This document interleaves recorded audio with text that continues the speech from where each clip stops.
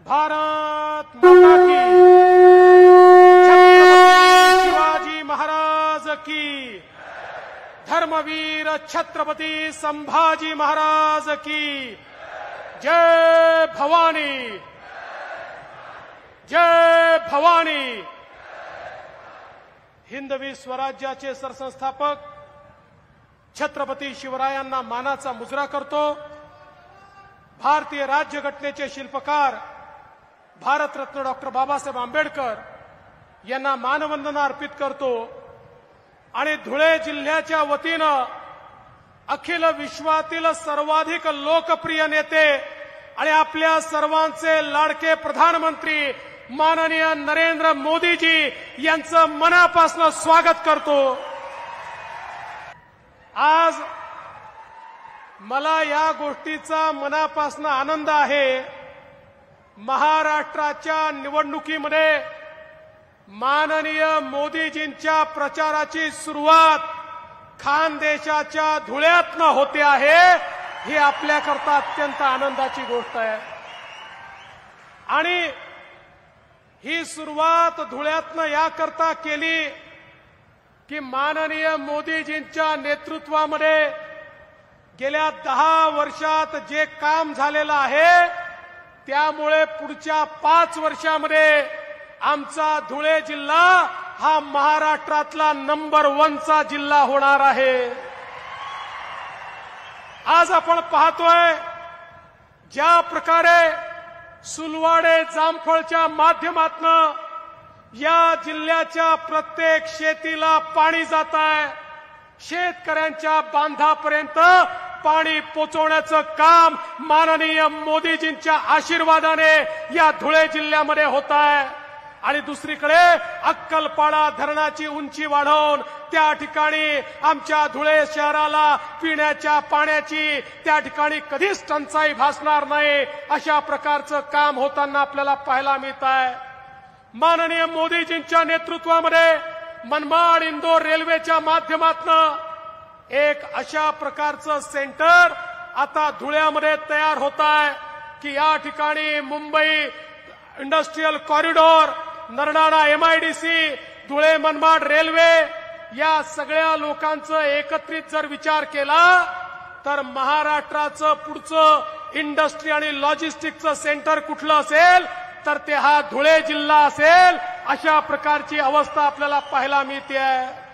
मोदीजींनी 6 राष्ट्रीय महामार्ग या धुळ्याला दिले आणि म्हणून ज्या धुळ्याला मोदीजींनी नंबर 1 करण्याचा चंग ठेवला त्याच धुळ्यापासनं मोदीजींच्या सभेची सुरुवात आपण या ठिकाणी केली आहे। आणि मला विश्वास आहे, सांगू ना मोदीजींना, या धुळे जिल्ह्यात आपण 100% रिझल्ट देणार आणि 5ही जागा आपल्या महायुतीच्या या ठिकाणी निवडून येणार। बंधू भगिनींनो, तुमच्या आशीर्वादानं राज्यामध्ये एकनाथराव शिंदेजींच्या नेतृत्वातलं आपलं सरकार आज एकीकडे लाडक्या बहिणींना मदत करताय, लाडक्या बहिणींना 1500 रुपये त्या ठिकाणी देताय, आमच्या मुलींना मोफत शिक्षण देताय, आमच्या महिलांना एसटीचा प्रवास मोफत देताय, त्या ठिकाणी वेगवेगळ्या प्रकारच्या योजना करताय, मोदीजींच्या नेतृत्वात लखपती दीदी तयार करताय। आणि दुसरीकडे शेतकऱ्यांच्या पाठी उभी असलेलं आपलं सरकार 1 रुपयामध्ये 8000 कोटी रुपयाचा पीक विमा देत आहे आणि त्यासोबत आमच्या शेतकऱ्यांचं वीज बिल पूर्णपणे माफ करून शेतकऱ्यांना वीज बिलातनं मुक्ती देण्याचं काम हे आपल्या सरकारने केलं आहे। आणि चिंता करू नका, पुढचे 5 वर्ष माझ्या शेतकऱ्यांना वीज बिलातनं मुक्ती ही आपल्या सरकारने दिलेली आहे।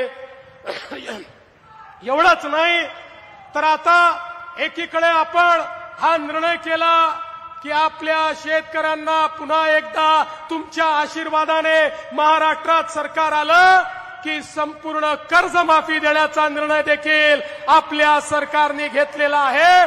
आणि त्यासोबत कधी जर एमएसपी मध्ये बाजारभावापेक्षा जर कमी झाला एमएसपी पेक्षा तर भावांतर योजना राबवून त्या माध्यमातून शेतकऱ्यांच्या खात्यात थेट पैसे देण्याचा निर्णय देखील आपल्याच सरकारने या ठिकाणी घेतलेला आहे। सांगण्यासारख्या गोष्टी खूप आहेत।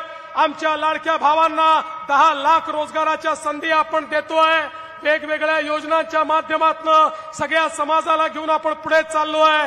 पण बंधू भगिनींनो, हे सगळं करत असताना एकीकडे आम्ही विकास करतोय, सर्व जाती धर्मांना सोबत घेऊन या महाराष्ट्राला पुढे नेतोय, पण दुसरीकडे आमच्या विकासाला उत्तर देता येत नाही।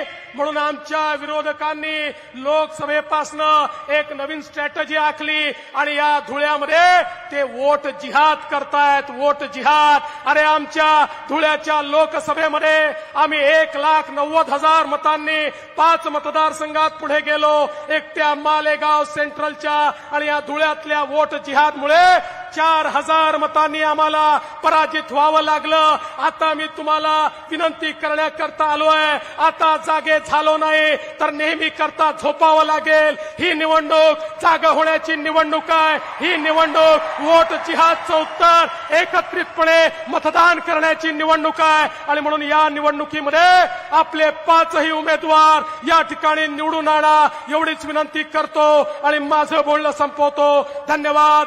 जय हिंद, जय महाराष्ट्र।